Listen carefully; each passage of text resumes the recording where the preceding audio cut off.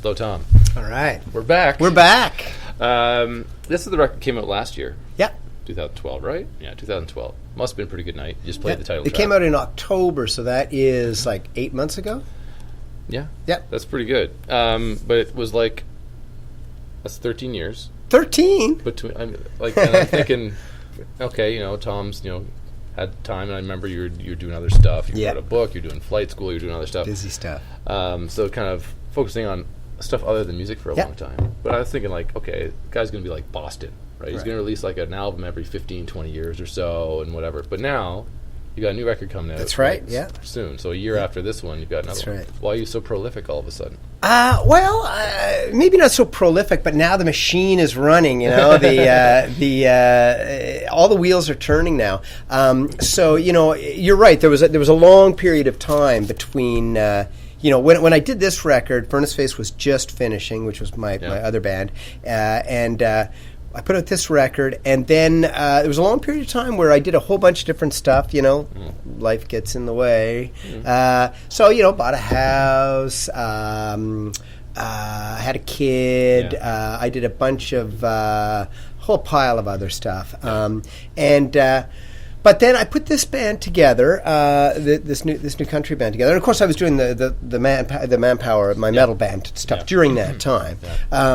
But I put this band together, and we recorded on the May 24 weekend, or whatever the Victoria Day is, last year, one day, live off the floor. And this record turned out so well, I thought, I've got this really great band together. Yeah.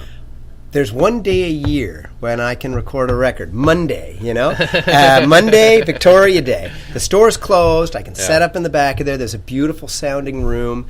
And I know it sounds good because it sounded so good on this record. And I was so happy with this record. One day, the best sounding record I've ever done. I swear to God, this is the best. I listen to this record, I can't believe it. And this is compared to, I'm happy with all of the Furnace Face stuff and everything, but that was hours and hours and hours, thousands and thousands and thousands of dollars in the studio, and many month processes. One day, bang. My favorite record, So I decided that every year on Victoria Day I'm recording a record. Doesn't matter because I've got the band, I've got the thing, I can do it. It's relatively easy to do, and so the new record is recorded. 2 days ago I heard the rough stuff for the first time, and it's mastered on July 9th, and it's out October 26th. Nice. October 26th at Irene's. So the process of it, obviously, like the day, and then obviously there's production afterwards, but. I mean, why so fast? Is it just the technology is that much better? No, it's so easy. It's so easy to do this band, This band it's really easy. We set up. It's a very minimal band. It's it's John Knoll, the drummer. He plays a kick drum, snare, hi-hat, and a ride. So there's basically 2 mics above him, 1 mic on the kick drum. Then Steve Martin plays bass. There's a line for that. There's a mic on Matt Wimet's guitar amp. And then there's my vocal and my acoustic guitar, which is not a shame if you don't take a line off of that, right? And so we go do that, and then he brings me in for 2 hours. I sing all of the vocals because I have a scratch track, so I'll sing the vocals. They come in, they do a bunch of gang vocals. Matt adds a whole pile of other stuff just in his spare time.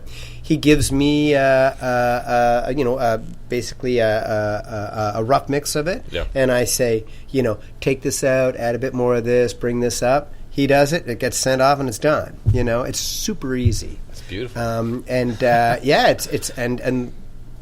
It's a very, very easy process. Yeah. And without getting too kind of boring, a band like Furnace Face, or especially a band like Manpower, it's not as easy to record those bands because a recording of those bands is less like the band playing live. If you record the band simply live, it really doesn't sound that good. Bands like that, when you listen to purely on a recording, require a significant amount of production. Yeah. And the more metal you get, the more production you get. Okay. A punk rock band can sound fairly live, but with Manpower, if the drums don't sound like cannons and the guitars don't sound like machine guns and the singing doesn't sound like napalm dropping and stuff, it sounds lame. Like we tried it. We tried recording that. It sounds lame. It's a very, very artificial process. When you record a country band like this, it really sounds like what it is, and the more natural you do it, the better it sounds. Yeah. So totally different processes, and so much easier to do this kind of stuff. Plus the guys they're really, really good. So I can show them a song.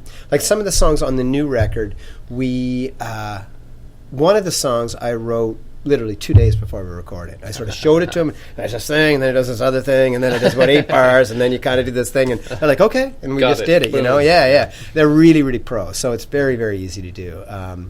And it's it's very satisfying just being able to do this stuff. So my goal is, I have this huge, huge backlog of these songs I've written that are I think are some of the best songs I've ever written in my life. And they're not suitable for Manpower or anything else, but they're perfect for my country stuff. Yeah. And I have so much stuff. I never have a problem with material. So I can record. I figured it out. I can record a new record every year. Like every Victoria Day Monday, I can get the guys together for a couple hours. We can record a record. Start doing another one on Thanksgiving, maybe.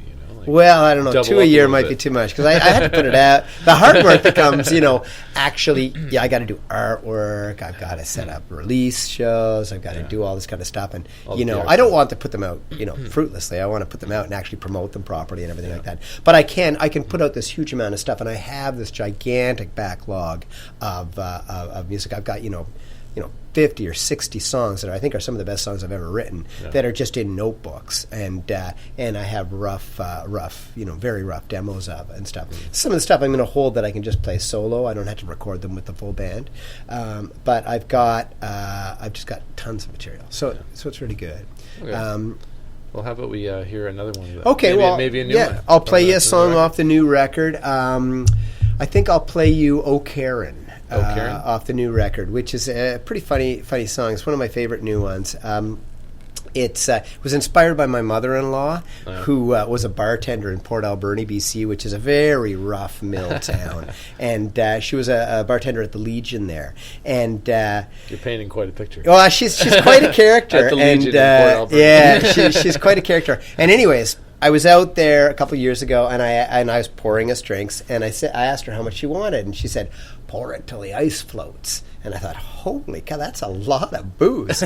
and I thought, wow, that's a great line for a song. Pour it till the ice floats. So I wrote this song all about going to your mother-in-law and complaining about her daughter causing you all that trouble that her daughter causes you. And so it's called "Oh Karen." Goes out to my mother-in-law. Right on. Oh, Karen, your daughter's changed the locks again, and I'm sick and I'm broken, I can't go home, and I'm running out of friends.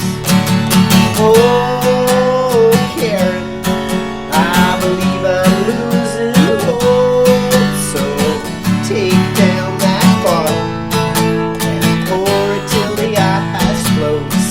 Yeah, take down that bottle and pour it till the ice floats.